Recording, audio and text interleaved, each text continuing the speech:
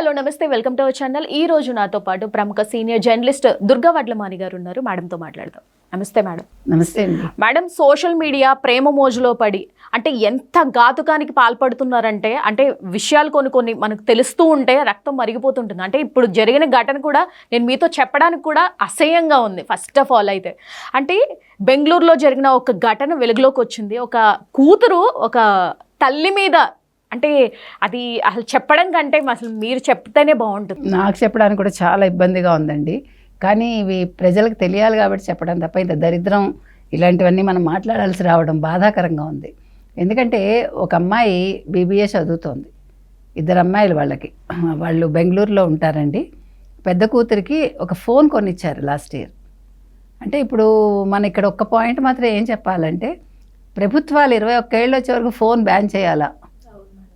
ఇది చాలా పెద్ద విషయం. ఎందుకంటే దీని మీద మీరు మళ్ళా కొన్ని సంఘాలు దాందే ఉంది అని మాట్లాడచ్చు. అది కూడా జరుగుతుంది. ఎందుకంటే ప్రతి చోట కూడా ఒక మంచి చెప్తే దానికి చెడు రెడీగా ఉంటారు. ఎందుకంటే వాళ్ళ దాకా వస్తే కానీ ఎవరికి తెలియదు కదా, ఎవడైనా సరే. ఇప్పుడు నా దాకా కష్టం వస్తే కానీ నాకు దాని ఇది తెలియదు, దాని వేడి. అలాగా ఇప్పుడు ఈ పిల్లకి కొనిచ్చాక ఆ అమ్మాయి ఒక అబ్బాయితో చాట్ చేయడం మొదలుపెట్టింది. చాట్ చేశాక వీళ్ళకి డౌట్ వచ్చింది తల్లి తండ్రికి. అమ్మాయికి చెప్పకుండా అది కనుక్కున్నారు వాళ్ళు. కనుక్కున్నాక ఫోన్ని పరిశీలిస్తే మీరు అన్నట్టు నా నోటితో చెప్పడానికి నాకు చాలా బాధగా, అసహ్యంగా, జుగుప్సగా ఉంది. తల్లి ప్రైవేట్ పార్ట్స్, పెద్దమ్మ ప్రైవేట్ పార్ట్స్ తీసి వాడికి పంపించిందిట. అంటే అసలు అలా అడిగినప్పుడు వాడు ఇప్పుడు ఏం చేశారు, వాళ్ళు పోలీస్ కంప్లైంట్ ఇచ్చారు. ఈలోగా ఆ పిల్ల గొడవ పడి ఇంట్లో నేను ఉంటే వాడితోటే ఉంటానని వెళ్ళిపోయిందిట. ఇప్పుడు తల్లి తండ్రి ఏమంటున్నారంటే, వాడి పేరు వరుణ్, వాడిని పట్టుకోండి, ముందు పట్టుకుని వాడు ఎవరికి అవి షేర్ చేయకుండా చూడండి అని రిక్వెస్ట్ చేస్తున్నారు.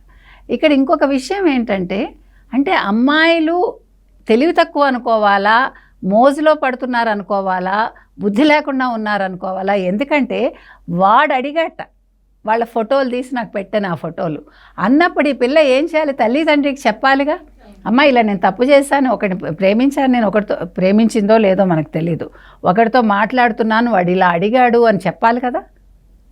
చెప్తే వాడి సంగతి వాళ్ళు చూసుకునేవాళ్ళుగా. ఇప్పుడు ఆ పిల్ల ఎక్కడుందో తెలియదు, పోలీసులు వెతుకుతున్నారు.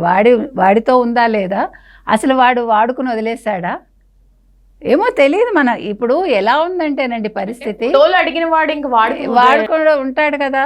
తర్వాత ఇప్పుడు ఆ పిల్ల అసలు ఎక్కడుంది, బతుకుందా, ఏమైంది, వచ్చాక ఏం చేయాలి ఆ పిల్లని? తల్లి తండ్రి ఏం ఆలోచిస్తున్నారో మనకు తెలీదు. నేను అనేది ఏంటంటే, మీరు దయచేసి టీనేజర్స్, మీకు ఎటు కానీ అడాలసెన్స్ ఏజ్ 17-18 ఏళ్ళు అంటే లోకం తెలియదు.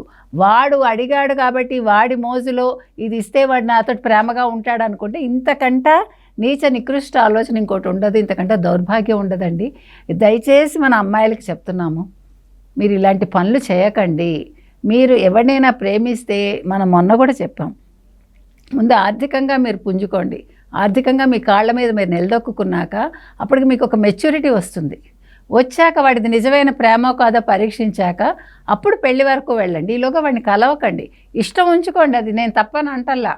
వాడి యాటిట్యూడ్ ఏంటో తెలుసుకోండి. మీతోటే ఇలా ఉన్నాడా, ఇంకా 10 మందితో ఇలా ఉంటున్నాడా, వాళ్ళ తల్లిదండ్రులు ఏం చేస్తున్నారు, వాళ్ళు పట్టించుకుంటున్నారా లేదా, ఇలాంటి వాటి మీద దృష్టి పెట్టండి. ఇవన్నీ క్షణికావేశాలు. నన్ను అడిగితే క్షణికావేశంలో చచ్చిపోవడం ఎంత తప్పో, క్షణికావేశంలో ఇలా తల్లి, పెద్దమ్మ లేకపోతే మరొకళ్ళ ఫోటోలు తీసి పెట్టడం, వాళ్ళ ప్రైవేట్ పార్ట్స్ అనేది ఇంతకంటే అసలు ఇంకోటి లేదు. ఇలాంటి పిల్లల్ని చంపేసినా బాధ లేదనేది అయితే ప్రజలు అంటున్నారు. మనం ఇలాంటి వాళ్ళ వల్ల కూడా మిగతా అమ్మాయిలు కూడా ఇప్పుడు వీళ్ళు ఎంతకైనా తెగిస్తారండి. ఇప్పుడు వాళ్ళ అవసరం కోసం స్నేహితులు మోసం చేయొచ్చు, ఇంకా కజిన్స్ మోసం చేయొచ్చు, వాళ్ళ జీవితాలతో ఆడుకోవచ్చు, ఎంతకైనా తెగిస్తారు.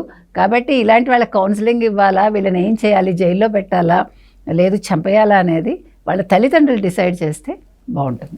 పేరెంటింగ్ కూడా చాలా అవసరం. నమ్మేసి మీరు ఫోన్లు ఇవ్వకండి, వాళ్ళని వదిలేయకండి. దయచేసి వాళ్ళు ఏం చేస్తున్నారో మీరు అబ్జర్వ్ చేయండి. మనం ప్రతిసారి చెప్తున్నాం, ఉద్యోగస్తులు అయితే ఇంకా జాగ్రత్తగా ఉండాలి. ఇందుకనే జాయింట్ ఫ్యామిలీస్ ఉండాలనేది. చిన్న కుటుంబాలు అయిపోయి పిల్లలకి చెప్పేవాళ్ళు ఉండట్లేదు, చెప్తే వింటలేదు. ఇంకొకటి, తాతయ్య అమ్మమ్మ, తాతయ్య నానమ్మ ఉండి వాళ్ళు చెప్తే కూడా ముందు తల్లిదండ్రులే మీరేంటి చెప్పేది మా పిల్లలకు అంటున్నారు. కానీ పెద్దవాళ్ళు ఖండించడానికి ఉండాలండి. ఎంత ట్రెండ్స్ జనరేషన్స్ వచ్చినా ఒదిగుండాలని ఊరికే చెప్పారు మేడం. దీన్ని బట్టి మనము ఫాలో Exactly. అవ్వచ్చు. అవునండి. Thank you madam. Thank you.